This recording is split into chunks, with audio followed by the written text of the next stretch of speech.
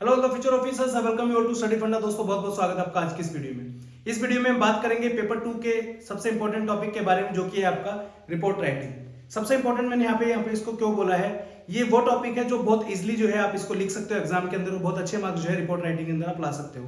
पूरी वीडियो के अंदर हम डिस्कस करेंगे आपका रिपोर्ट राइटिंग क्या होती है, और उसको एक एग्जांपल से मैं आपको समझाऊंगा प्रॉपर कि कैसे आपको एक अच्छी रिपोर्ट राइटिंग करनी है और कैसे आप सबसे ज्यादा मार्क्स जो है रिपोर्ट राइटिंग में ला सकते हो। ठीक है, तो आज की जो वीडियो का जो टॉपिक है आपका C A P F S C paper 2 how to score 14 out of 20 marks in report writing with example. ठीक है, चलिए दोस्तों, वीडियो में आगे बढ़ने से पहले एक अनाउंसमेंट है। अगर आपकी पेपर 1 की रिवीजन अगर अभी तक नहीं हुई तो स्टडी फंडा के नोट्स आप फॉलो कर सकते हो। सिर्फ और सिर्फ 500 के आसपास, 550 के आसपास पेजेस में आपको देखने को मिलेंगे, और इजीली आप इनको 20 दिन में बहुत अच्छे से रिवाइज कर सकते हो।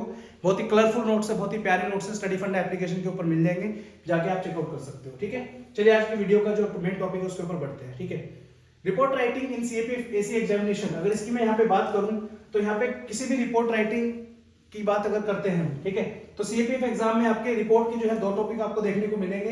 ये जो 2 टॉपिक है 10-10 मार्क्स के होते हैं, और 20 मार्क्स की टोटल आपकी रिपोर्ट्स आती है। बेसिकली 2 रिपोर्ट आएंगी आपकी, इजीली आप इसमें 14-15 नंबर जो है ला सकते हो। बट आपको 2 चीजों का पता होना चाहिए कि क्या इसका फॉर्मेट होता है, सबसे इंपॉर्टेंट, क्योंकि अगर फॉर्मेट नहीं होगा आपके पास, अगर कुछ भी लिखा होगा तो नंबर नहीं मिलेंगे। ठीक है, पहली चीज फॉर्मेट, दूसरा है आपका कंटेंट। ठीक है, तो कैसे अच्छी रिपोर्ट लिखनी है, तो उसमें सबसे पहले आपका फॉर्मेट आता है, फिर आपका आता है कंटेंट। कंटेंट के अंदर भी हम बात करेंगे, ऐसा नहीं कि कुछ भी लिख देना है। फॉर्मेट अगर आपको पता है, अच्छा कंटेंट अगर आप लिख के आओगे तो इजीली आपको जो है अच्छा स्कोर जो है देखने को मिलेगा यहाँ पे। ठीक है, चलिए ये कुछ टॉपिक्स हैं। बेसिकली सीएपीएफ एग्जाम के अंदर आप देखोगे लास्ट के 3-4 साल के क्वेश्चंस उठा के अगर देखोगे तो ये, जैसे फॉर एग्जांपल यहाँ पे आपके कुछ टॉपिक्स मैंने मेंशन किए हैं।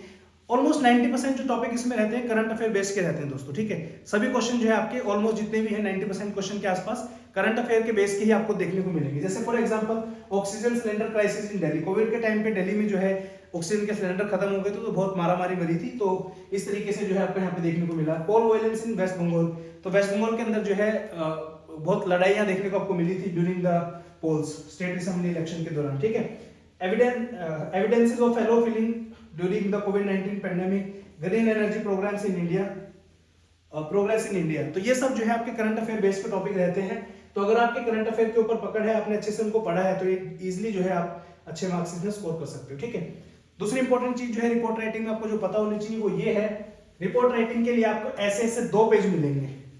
2 पेज आपको मिलेंगे, पहला पेज और दूसरा पेज। ये आपका पूरा पेज होगा। यहाँ पे जो है ये वाला जो हिस्सा होता है, बहुत बच्चे मिस्टेक क्या करते हैं, यहाँ पे भी लिख देते हैं, पर ये गलती आपको नहीं करनी है एग्जाम में। ठीक है, ये दोनों साइड जो है ये ब्लैंक रहना चाहिए। यहाँ पे लिखा भी हुआ है candidate must not right on this margin. ठीक है, ये जो है फीडबैक के लिए होता है, बेसिकली मार्क्स देने के लिए एग्जामिनर का यूज करता है। ठीक है, तो यहाँ पे क्या होगा आपका, यहाँ पे आपका क्वेश्चन लिखा मिलेगा आपको, एक पेज तो आपको ये मिलेगा पहला। ठीक है, उसके बाद सेम ऐसा ही एक और पेज आपको मिलेगा, तो 2 पेजेस आपको मिलेंगे रिपोर्ट राइटिंग लिखने के। वर्ड्स की अगर मैं यहाँ पे बात करूँ तो 10 नंबर का क्वेश्चन है आपका, 200 वर्ड्स में जो है आपको रिपोर्ट लिखनी है। बहुत इजीली जो है आप इस रिपोर्ट को लिख सकते हो, 8 से 10 मिनट में 200 वर्ड।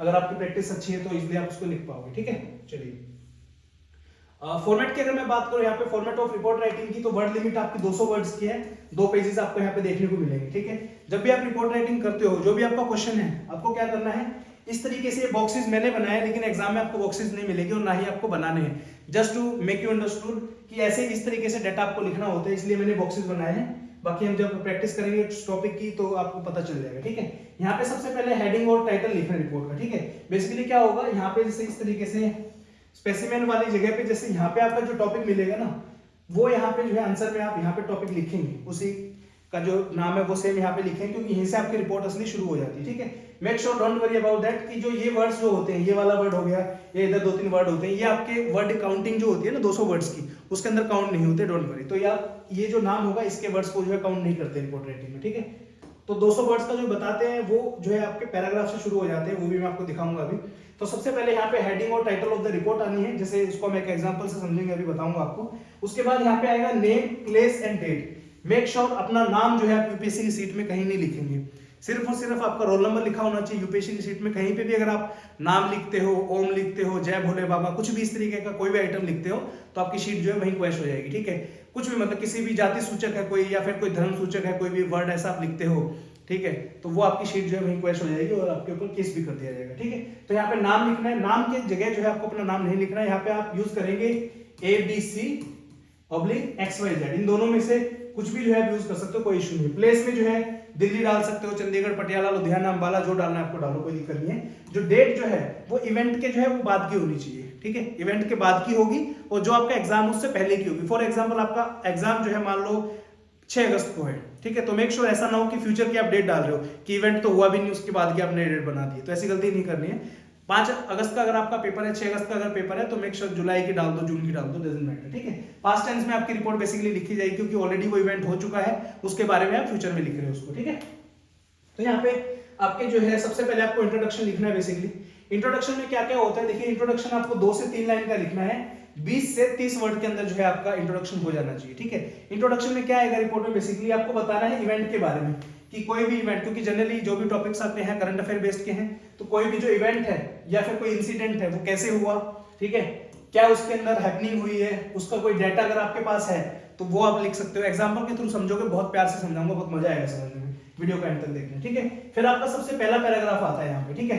पहला पैराग्राफ में 50 से 60 वर्ड आपको लिखने हैं। यहाँ पे आपको लिखना है ये वाई लिखना है। वाई मतलब कोई इंसिडेंट के अगर ऊपर पूछा गया, दिल्ली ऑक्सीजन क्राइसिस वाला था, तो वो क्राइसिस हुए क्यों, वो रीजन होगा उसका, right. Why, how, reason, historic aspect, कोई भी ऐसा टॉपिक है जो आपके पूछा गया, उनके इन चारों फैक्टर में ढूंढ के देखो, कोई ना कोई चीज मिल जाएगी, ठीक है। जैसे ऑक्सीजन क्राइसिस वाला था तो वो वाई में आ जाएगा कि वो ऑक्सीजन क्राइसिस क्यों हुई, over consumption of the oxygen, right. दूसरे पैराग्राफ में 50 से 60 वर्ड आपको लिखने हैं। इंपैक्ट क्या हुआ, डाटा डिटेल्स लिख सकते हो आप इसमें, ठीक है। जैसे ऑक्सीजन सिलेंडर क्राइसिस वाले की अगर मैं बात करूं तो यहाँ पे इंपैक्ट क्या हुआ कि इतने नंबर ऑफ लोगों की जो है डेथ होगी, उसके बाद जो डाटा है वो आप बता सकते हो कि कितने जो है हॉस्पिटल्स में क्या क्या कमियां थी, मतलब कितनी गैस बची नहीं बची, वो सब चीजें, ठीक है।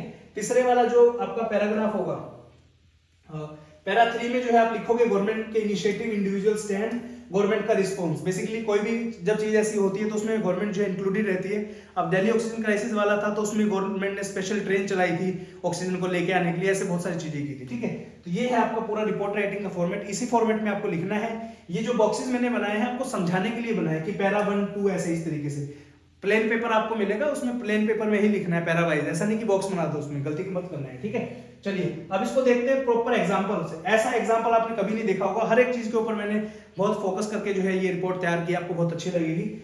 टॉपिक का नाम है ओडिशा ट्रेन एक्सीडेंट, राइट। तो ये अभी हाल फिलहाल में 2 जून को इंसिडेंट हुआ है, फ्राइडे को, और 3 ट्रेन जो है बेसिकली आपस में कोलाइड हो गई थी और उसकी वजह से 275 लोगों की डेथ हो गई थी, ठीक है। यहाँ पे आपने नेम की जगह XYZ लिख दिया, प्लेस दिल्ली लिख दिया और डेट जो है वो 3 जून की लिख दी, क्योंकि ये वीडियो मैं आज बना रहा हूँ तो उससे पहले का इवेंट मैंने शो यहाँ पे किया है, ठीक है।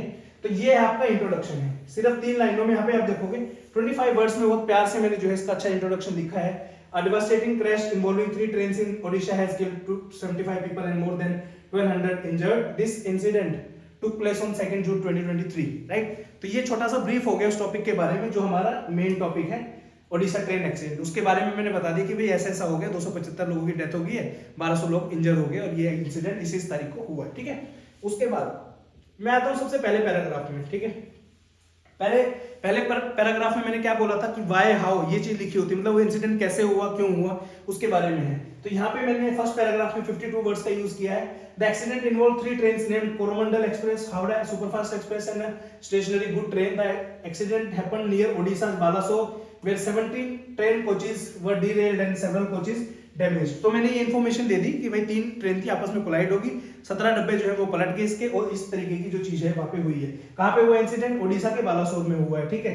ट्रेन के जो है 17 बोगी जो है वो डिरेल होगी और आपस में डैमेज होगी। उसके बाद जो है रेलवे ने इसका रीजन क्या बताया, मैंने लिखा था ना वाई, हाउ या फिर रीजन। रीजन रेलवे ने क्या दिया है, इसका जो रीजन दिया है वो दिया है सिग्नल फेलियर, ठीक है। उसके बाद There was havoc as soon as the trains collided, people were crying for the help। Obviously जब इतना बड़ा इंसिडेंट होता है तो लोग जो है चीख पुकार निकली जाती है, राइट। यहाँ पे आपने 52 वर्ड्स कवर करे। हाँ, मेक श्योर एक चीज और करना, ये वर्ड्स मैंने आपको दिखाने के लिए, समझाने के लिए लिखे हैं। असली पेपर में ऐसा वर्ड मत लिखना, कहीं लिख दो कि 25 वर्ड यहाँ पे मेरे हो गए ऐसे। ये मैंने जस्ट आपको समझाने के लिए लिखा है कि भाई इंट्रोडक्शन आपको 25 वर्ड में हो सकता है, ऐसा इंट्रोडक्शन हो सकता है, राइट। चलो उसके बाद है आपका नेक्स्ट पैराग्राफ।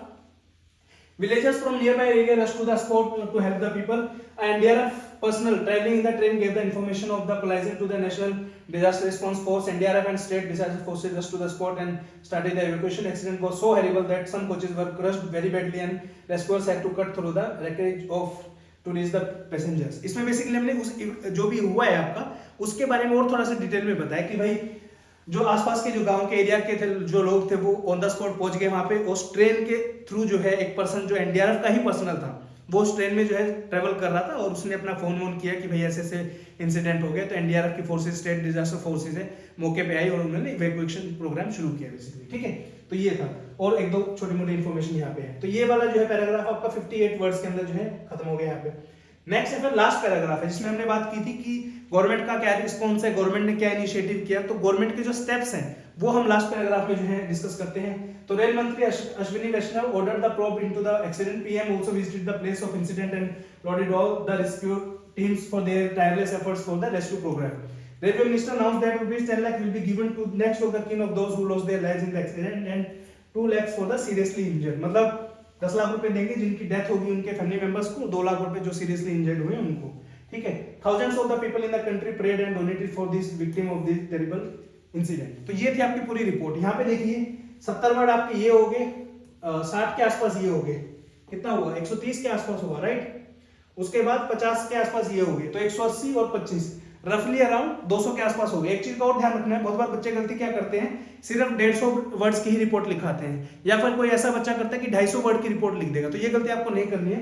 10% का मार्जिन आप इसमें लेके जो है चल सकते हो। 10% का मार्जिन मतलब 10% ऑफ 200, राइट। 200 वर्ड है आपके पास टोटल, तो 10% कितना हुआ 180 से लेके 225। मतलब इसके बीच में अगर आपके वर्ड्स आ रहे हैं तो कोई इशू नहीं है। मतलब आप 190 वर्ड्स का भी लिख सकते हो, 210 वर्ड का भी लिख सकते हो। ऐसा ना हो कि 150 वर्ड का आपने लिखा तो पूरी नहीं मानी जाएगी रिपोर्ट, राइट। तो डेटा को अच्छे तरीके से जो है आपको याद करना है, पढ़ना है अच्छे तरीके से। एक चीज जो रिपोर्ट राइटिंग बहुत हेल्प करेगी आपकी वो ये है कि अगर आपके पास डेटा होगा ना, जो भी इंसिडेंट हो रहे हैं, अगर आपके पास डेटा होगा तो इजीली जो है आप रिपोर्ट में अच्छे मार्क्स स्कोर कर सकते हो। तो मेक श्योर करंट अफेयर अच्छे से पढ़ के रहें। स्टडी फंडा की मैगजीन जो है स्टडी फंडा ऐप पे अवेलेबल है, वो उनको जाके आप डाउनलोड कर सकते हो। उसके बाद जो पेपर 1 के जो मैंने आपको बताया था नोट्स, ये अगर आपको चाहिए तो बहुत हेल्प करेंगे आपके रिवीजन में। बिलीव मी, सिर्फ और सिर्फ 20 डेज के अंदर आप पूरा सिलेबस जो है polity, geography, history, science, environment, economic, defence, ये सब आप जो है 20 दिन में रिवाइज कर सकते हो। इस तरीके के नोट्स हमने बनाए हैं, स्टडी फंड ऐप पे अवेलेबल है, जाके जो है चेकआउट करिए। कोई भी डाउट है तो व्हाट्सएप नंबर है हमारा 8743905050, इस पे कांटेक्ट कर सकते हैं। एक और बात, अगर आपको ये वीडियो पसंद आई हो तो please do let me know. ऐसे ही मैं वीडियो ऐसे के लिए, काउंटर आर्गुमेंट के लिए, कॉम्प्रिहेंशन के लिए, सबके लिए बना दूंगा। प्लीज बताइए मुझे वीडियो कैसी लगी। मिलते हैं नेक्स्ट वीडियो में। जय हिंद।